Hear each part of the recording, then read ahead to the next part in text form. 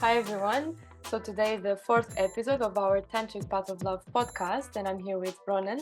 The title of the fourth chapter is about becoming involved in erotic relationships based on mutual love and constant spiritual aspiration. And perhaps we read the motto, no? Yeah. So it says like this: Tell me who your friends are, and I will tell you who you are. Those who are similar fit together. When we make an effort for our beloved to transform spiritually, and that effort is full of love and transfiguration, then we also raise ourselves and experience sublime states that gradually opens us towards God. All the good states that we offer to that person we love, we offer to ourselves. For the two lovers to be endlessly happy, each should consider the spiritual happiness of the other one. So Beautiful. beautiful, no? There's again a lot we could say about this. Maybe we split it into small parts. What do you think regarding this aspect of having together a spiritual aspiration? What does this mean in reality, and how important that is that both are on the same page? Yeah, I actually love this chapter. First of all, it's a huge chapter. It's a very big chapter, but we can actually notice from the introduction, from the motto you just read, this aspect of similar persons get together. So those who are similar flock together. Birds of a feather flock together, I think in English is the saying. And in the chapter, it's mentioned about how if you are a more emotional person, you tend to also connect to an emotional person and have a predominantly emotional relationship. If you are more of an erotic person, maybe you'd connect more with an erotic person and have a predominantly erotic relationship.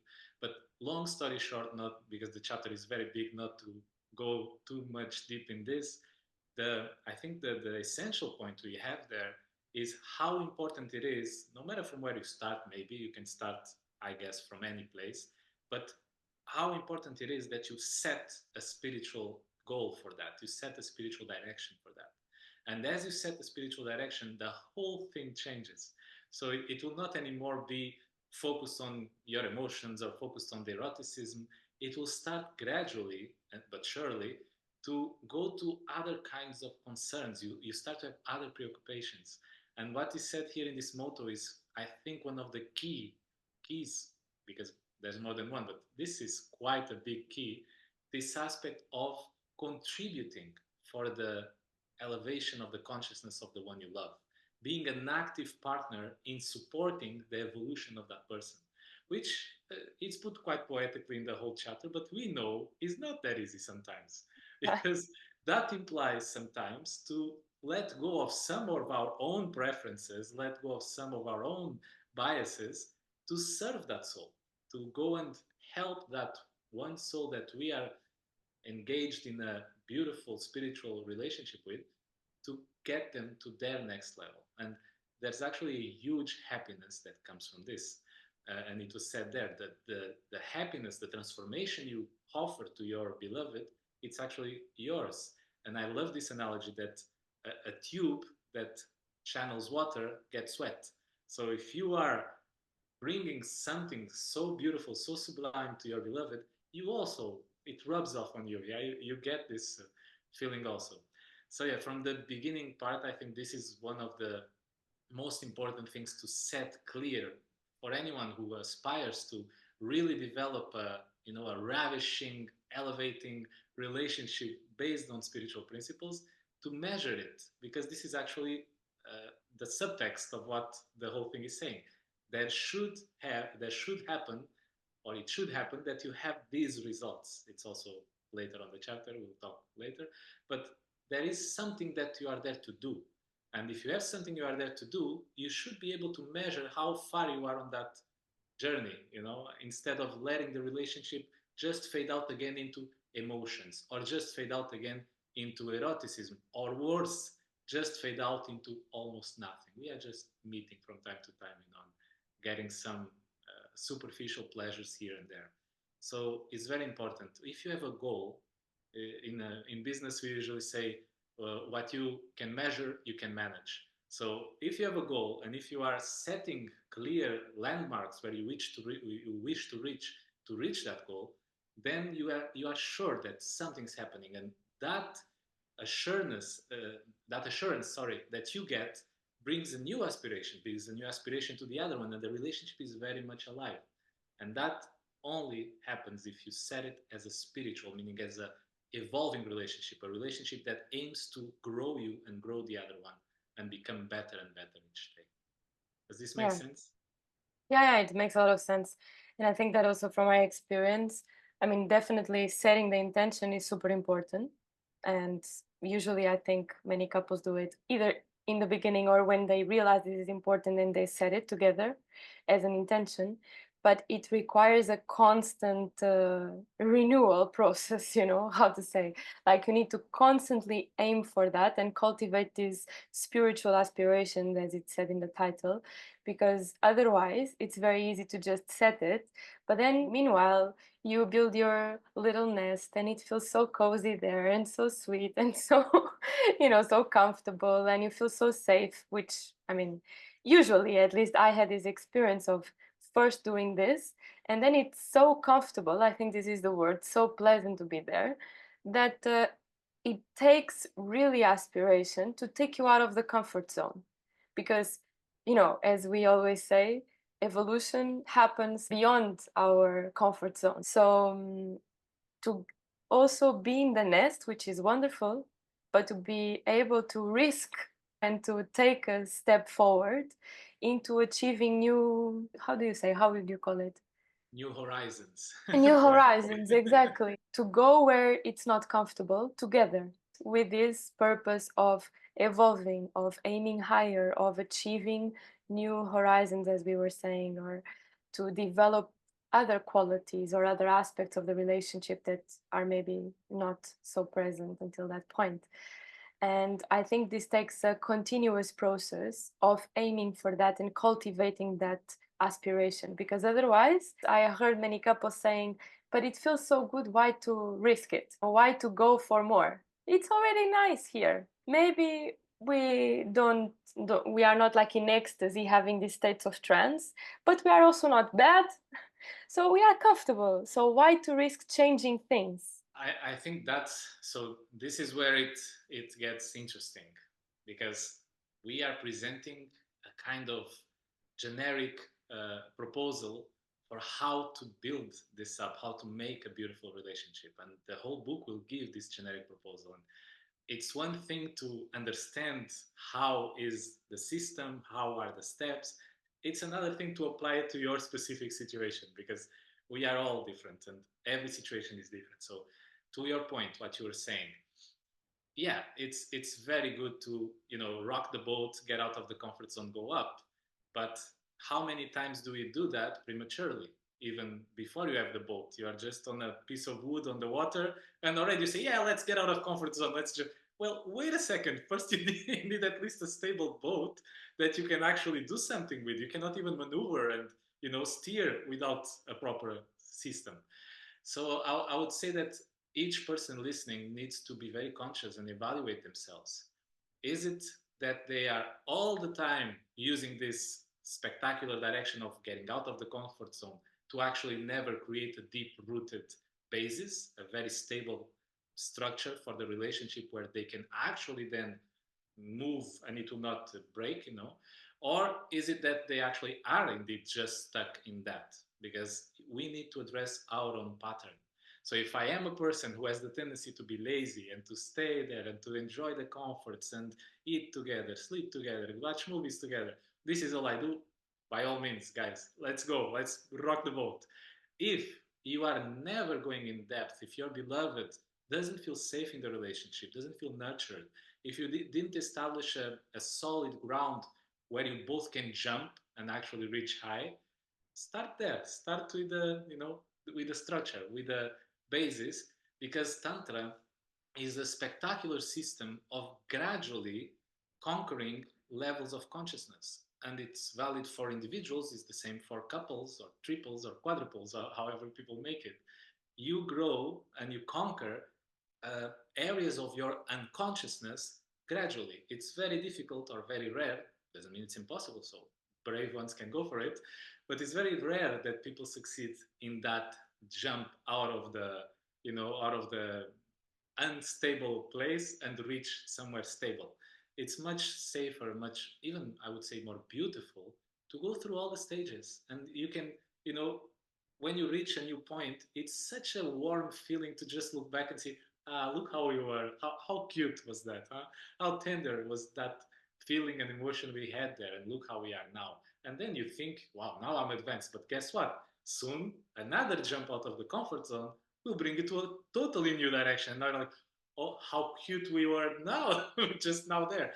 Now is the real thing. And it's such a enticing, alluring, such a delightful path that you can share with somebody, and you're not just, there alone, dry, doing your practices at home or in the cave or in the mountain. You actually are doing something that is fundamentally pleasant. And yeah, so I just wanted to comment this, if it makes sense to you. Yeah, it makes a lot of sense. I usually say when I'm also working with people or teaching classes that if you try to go for the highest techniques you know, but you don't have the right ingredients with whom to practice those techniques, it doesn't matter. I mean, they might have a certain effect, but it will be so much smaller than if you have like a proper, stable relationship based on trust, on love, with someone that you can even surrender and enter into these states of ecstasy, right? How would you be able to let go of your masks and connect to your essence and relate to one another from that profound place if you will not trust the person, or if you feel that if you become vulnerable you're just gonna get hurt or rejected afterwards. So there needs to be like this like you were saying, this foundation, I would call it, in the relationship, to then be able to aim higher for more, but to go step by step gradually, right? Yeah, and to this point, then this chapter gives this wonderful and quite shocking. I think people who are not versed in Oriental traditions maybe don't find it strange, but for anybody who has studied a bit of specifically the Tantric Taoist tradition, it says there that even couples who make Maituna, if their predominant motivation is not this spiritual orientation, they will evolve but slow. A couple who has a deep, profound spiritual aspiration, they will reach within 1 month what the other couple, who was also doing the techniques but without the same aspiration, will reach in 1 year. This is a very clear criteria. I mean, I don't know how it was for you, but I know for many of us and many of our colleagues and many of the people listening, sometimes you are years in a relationship without achieving nothing extraordinary. You are doing the things, you are following the protocols, but something fundamental is missing there. So I always tell this, don't continue with the failing strategy. If something is not working, you need to change. You need to have the lucidity to stop and say, okay, this book, which contains the guidelines of how to do this, tells us clearly with spiritual aspiration, it starts to be amazing. The level of transformation is out of this world. If we are not having that level of transformation for 1 year, 2 years, 3 years, we need to change something. We are not oriented correctly. The system is not set up correctly. And then is when you put those hard questions. Are we just on the nest? Are we going too much outside without a basis? And that's why it doesn't matter how much we jump. Our feet are not on the ground, so we moving the feet up and down does nothing. We are just floating. So you need to be very lucid and see where are you lacking. And for some people, it's back to basics, trust, stability, structure, confidence, all these profound things that create depth, that create the profound connection. And then from there you build up. For other people, it's the other way around. It's like, guys, you have petrified there together. You're like a rock. Nothing moves. Time to shake the things. You go there, you go there. Do something that is unsafe, let's say, from the ego's perspective. And yeah, put yourselves at risk. Maybe you will lose the relationship. That's the risk. But what relationship are you talking about? It's going nowhere. So dare to shake it, to move it, to make it alive, and then it will be very, very interesting. Yes, and I wanted to ask you also, how do you feel about couples where they didn't start with this awareness? So they didn't start, aware of setting a spiritual goal, for example, for the relationship, but then one of them starts to be interested in this and reads about it, or does, I don't know, a retreat or workshop or something, and starts to open up to this new dimension that also brings him the clarity that the relationship can be so much more, not just a place where I go to feel good or to share this moment, but actually can become like a rocket that can propel each other's lives to a whole higher level. And what do you say, or what advice would you give to a person that is starting to become aware of this, but the other one is not? Yeah, that can be a delicate situation because one of them now has an aspiration and an inner direction, which is very hard to break after it starts. Because once you start to have, these experiences, once you start to feel, once you start to understand how the whole thing actually is meant to work, you want to go. And there's a tendency many times to just, okay, yeah, he's not or she's not connected. I will just go. But I would say that if you manage to win the heart of your beloved in that moment through love, so you can never manipulate them, you can never, try schemes, it has to be through love. If you win the heart of that being, you have such a solid thing now, if you accomplish that. So the book actually gives an indication. It says, I want this to be a bedside table reading for couples. And if your beloved doesn't want to read, you can read it out loud for them. So it's Yeah. even saying this on the book. But I would even go further.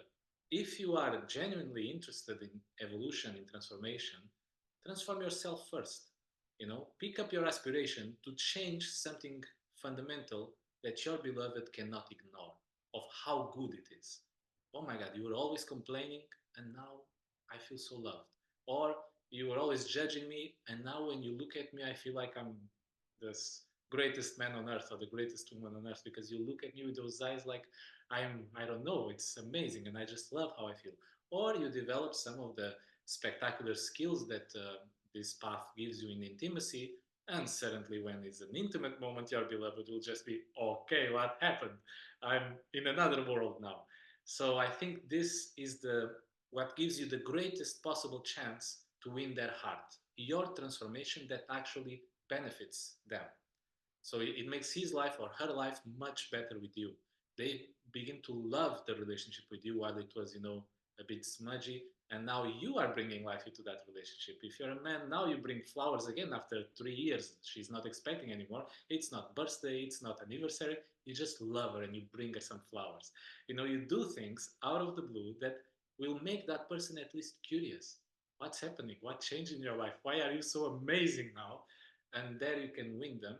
It's not 100% assured, of course. They might actually find it strange, reject, whatever. But I would say it's worth to try.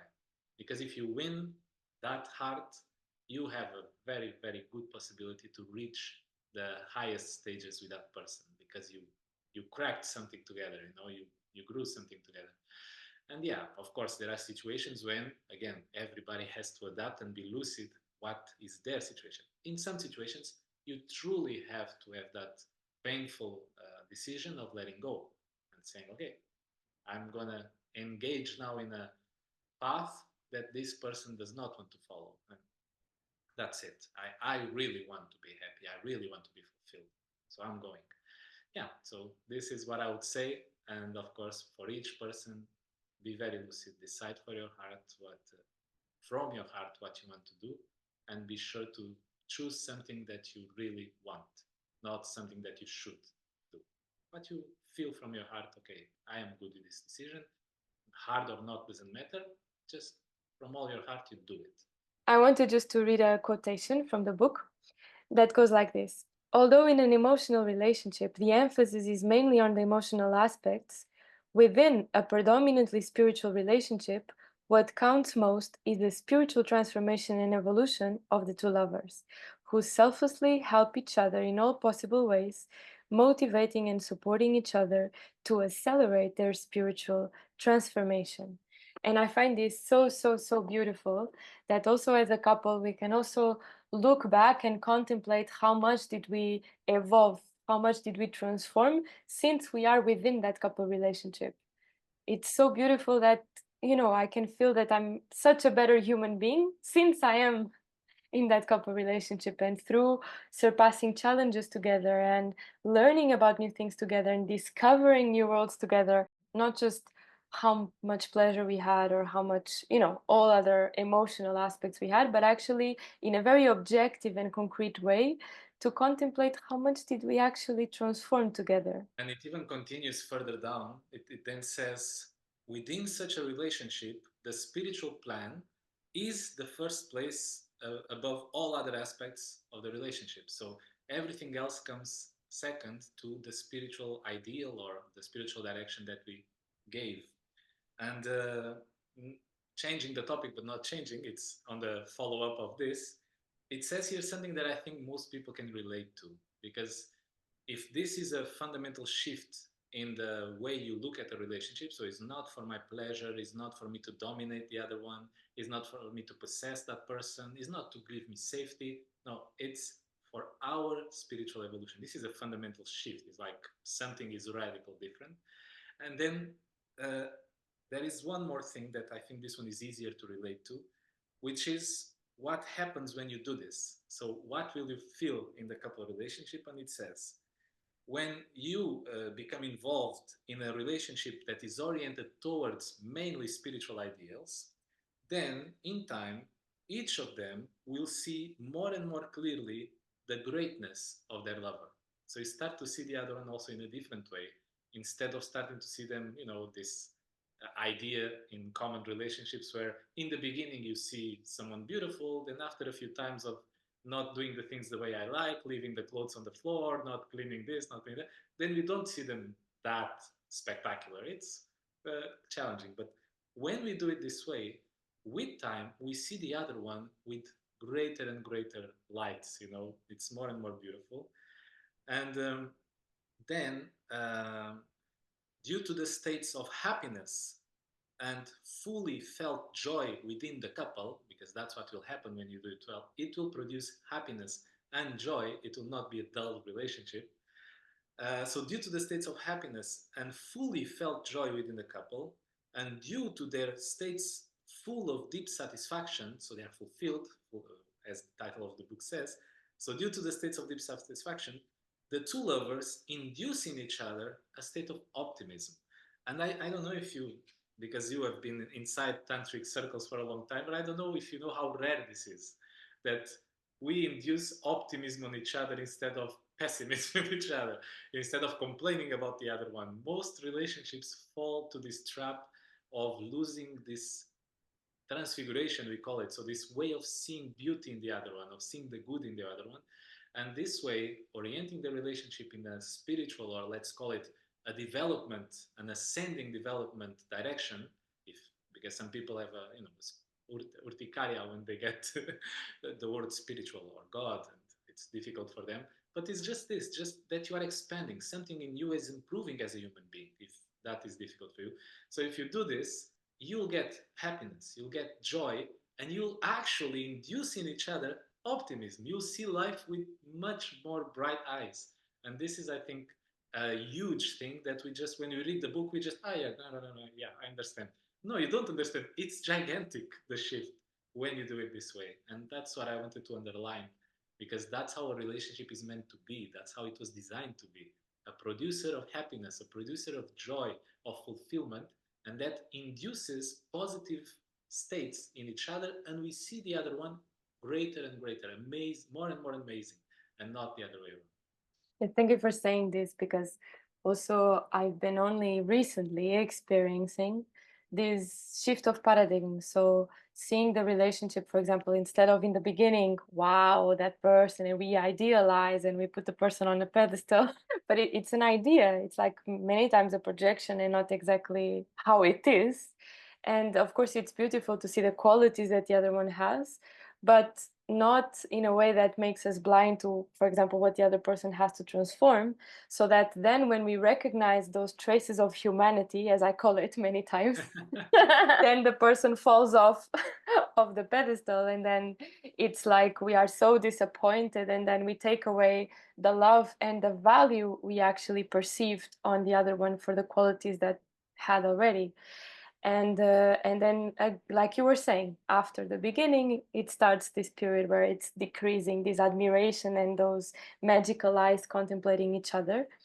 And only recently it shifted for me, that I started to apply this, to do it like, yeah, we see each other. Seeing, when you look at someone you love and you say, I see you, you don't see just the good, you see the person and you choose to love everything. You're just there and you're completely lucid about what is in front of you. you know and you know that we are all humans, we are all having things to improve and to transform. And if we are honest and we create this relationship based on trust and on this level of depth and spiritual aspiration, then we can also communicate with each other our spiritual goals. And we can say, okay, what are you working on in this moment? I'm working on developing my self confidence, or I'm working on developing my capacity to forgive or to manage stress, whatever it is. And you can share with each other the things that you acknowledge in yourself, and maybe even the other one helps to see you to see like what you need to improve, because we mirror each other, right, in a couple relationship. So it's a very useful tool if we are open for that. But anyway, even if it just comes for us, we can share what we acknowledge that we need to transform. And then for me, such a beautiful and magical process of witnessing the transformation happening. So it stops being something that you get disappointed because the person is not perfect yet, but actually it becomes such a perfect, beautiful miracle to contemplate the person on the journey to perfection. Yeah. Makes sense to you? So I feel that when you do it like this, and then you see concretely the person improving and improving and improving, and you're there supporting each other. Come on, you can do it. And maybe not this time, it didn't go well, but next time you will manage. And and you have this supporting aspect in the relationship. It's taken naturally. I need to develop this. I need to overcome this. And you just take it like that. Then it becomes so beautiful when you manage to look at the person that is with you like a spiritual warrior. And then I feel that magic keeps growing. You don't get disappointed, it's the other way around. You admire even more the amount of challenges and obstacles and things that you saw the person you love overcoming in front of you, and you're there witnessing it full of love. You said this, which I think is one of the big mistakes that we make when we put the other one in a pedestal. It's extremely unfair. We are denying their humanity, we are denying their possibility of evolution. We are wanting them to be an ideal that was probably formed by Disney or by pornography, depends on what kind of person you are. But it's an ideal that it's very unfair to put someone there, and they will very easily fall from there, and then we become bitter, resentful because we were duped, we were fooled, we thought that person was something else. So that pedestal thing is a real big trap. You need to see the person you love as they are, exactly as you said, and you need to then have this healthy um measure this measurement tape that is assuring that something is transforming. So I love what you said, and actually, if you allow me, I would mention some of the things that are on the book. Now, I know we try to make this podcast as friendly as possible for people who have no idea about spirituality, but I just want to mention some of the things there because for some of you it will be very, very useful. So it says, for instance, that one of the fundamental basic goals of a relationship, so a spiritual goal, is this perfect balance of your energies. If you go to the ancient Chinese traditions, they would call it yin and yang. You probably heard about this. In Tantra, we usually would call it like a feminine energy and masculine energy with some weird Sanskrit terms which we don't go into now. But, but basically, it's the same. You have in potential a certain vibration that is what we characterize globally as a masculine, and there is another vibration which we characterize as feminine or yin and yang. And when we balance these two forces inside of us, when these two resonances become, perfectly aligned, something absolutely magical happens. And in Tantra and in this book, it is referred many times as the androgynous state. If you search on the dictionary, androgynous means that it is having both sexes, let's say, but basically it is a perfect balance of these two sides of the coin, and that is a huge spiritual goal to put to the relationship. And then it gives even higher than that. It says that such a relationship can bring you to enlightenment, to use again a word that everybody understands. You become like Buddha, like a cosmic being with full enlightenment, full awareness, like you see in the movies. And yeah, so here again in this book, it will many times be referred to as the revelation of the self or revelation of Atman, which is a word in Sanskrit. We don't have such good words in English to translate this, but just for you to have this idea that such a relationship brings that level, which is a very high level. And it's impressive how many people are unaware that this level is so accessible. It's not only in Tibet, in some mountains, it's accessible in your bedroom, which is a very nice place to find this total transcendent state. And just sorry, I know I'm going for a bit long, but I just want to comment one final part, and it's mentioned in this chapter also because it's a very big, very rich chapter.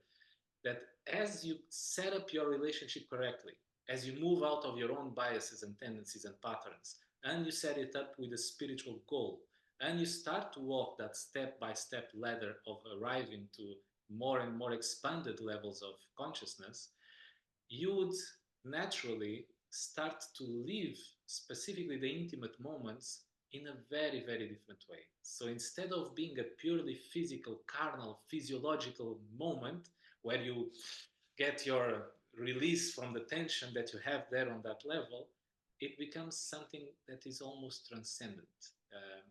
The word that is used in the chapter is a state of trance. If you understand, when you go, I don't know, to a trance concert or something where you feel that you're a little bit dizzy and not fully embodied in your body, and something is magical sometimes when you are in these states of trance. Um, this is how it will happen when you are in intimacy. It is even given with percentage. That's how precise the book is. It says that you'll start to be 30% physical in your intimacy and 70% cosmical, 70% in another world, let's say, in a magical world. And this is also a very great measurement for any serious and real aspirant. Is your relationship producing in intimacy this transcending of the physical parts, of the physical density and, you know, heaviness? Are you getting lighter and lighter as you meet? Are you getting more and more transcendent? Are you 70% out of this place? That's a very, very good measurement, because this one, it doesn't take years. This one should be in a few times you make your intimate moments. You should start to see it that, oh, it's like I'm dizzy, I'm somewhere else. Just this, it's a very good result. So I just wanted to mention these points that are in this chapter, because I think they can really, really help us to set up correctly the direction of the relationship. So this was it for today. We hope you enjoyed one more episode of the Tantric Path of Love podcast. Thank you so much, Ronan. Thank you so much, Kalas. I love this. And I'm looking forward for next week. Me too.